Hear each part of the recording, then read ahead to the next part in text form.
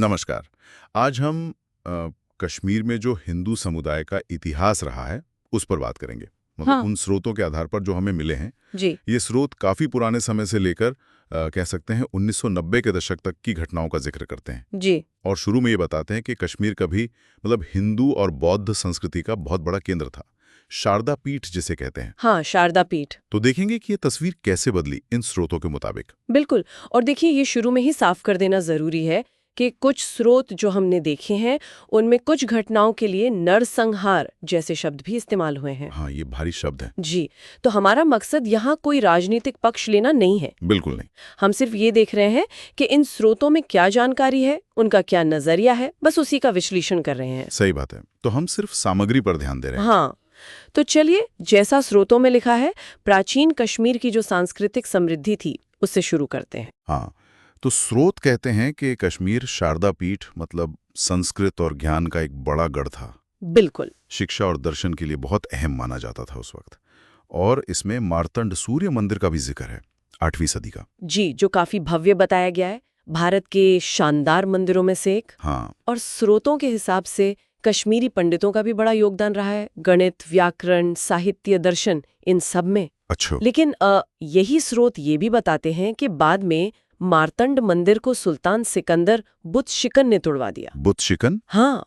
और बुत शिकन का मतलब ही स्रोतों में मूर्ति तोड़ने वाला बताया गया है। तो ये एक तरह से इरादा साफ करता है, जैसा स्रोत बताते हैं। जी बिल्कुल। तो ये तो हुई समृद्धि की बात। लेकिन फिर जैसा हमें जानकारी मिली है, 14वीं सदी आते आते हालात काफी बदल गए। हाँ, नाटकीय रूप से।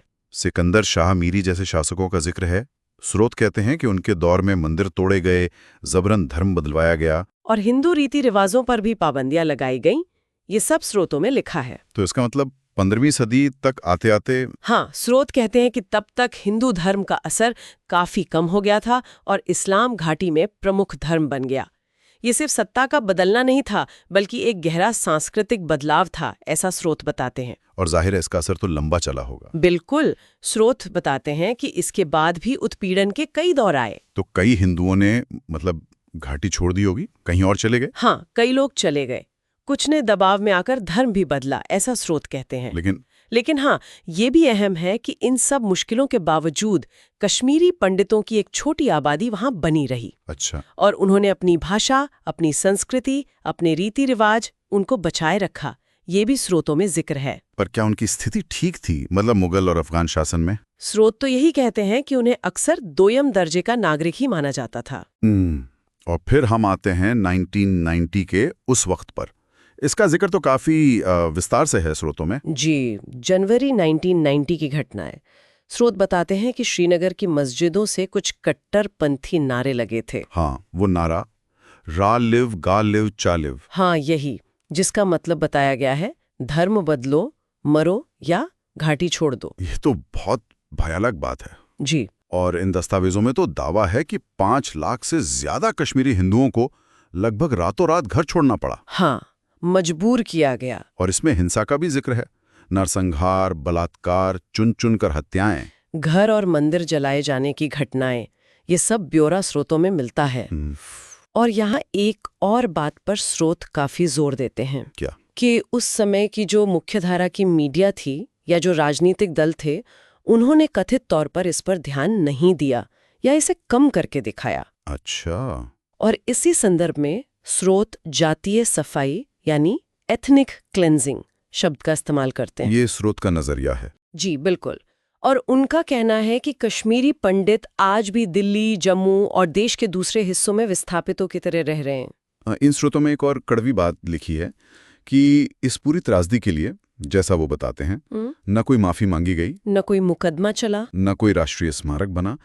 और 2022 की फिल्म द कश्मीर फाइल्स का जिक्र करते हुए कहते हैं कि उसने इस मुद्दे को सामने लाया। हाँ, कि उससे पहले तक इस पे ज्यादा बात नहीं होती थी और इतिहास की किताबों में भी या तो इसे नजरअंदाज किया गया है या बहुत कम करके बताया गया है, ऐसा स्रोतों का मानना है। हाँ।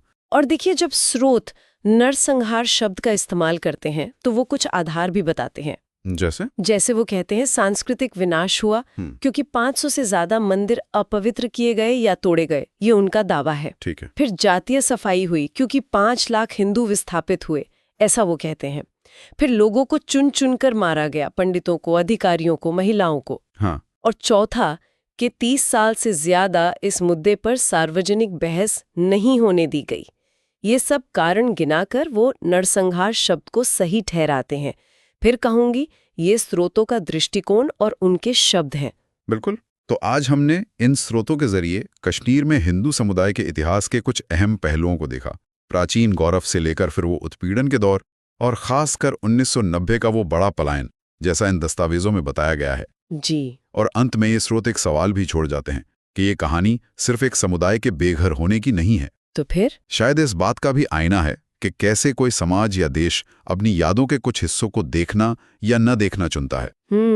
स्रोतों का ये निष्कर्ष सोचने पर मजबूर करता है कि ऐसी जो ऐतिहासिक घटनाएं होती हैं और उनकी जो अलग अलग व्याख्याएं होती हैं, उन पर गहराई से सोचना क्यों जरूरी हो सकता है।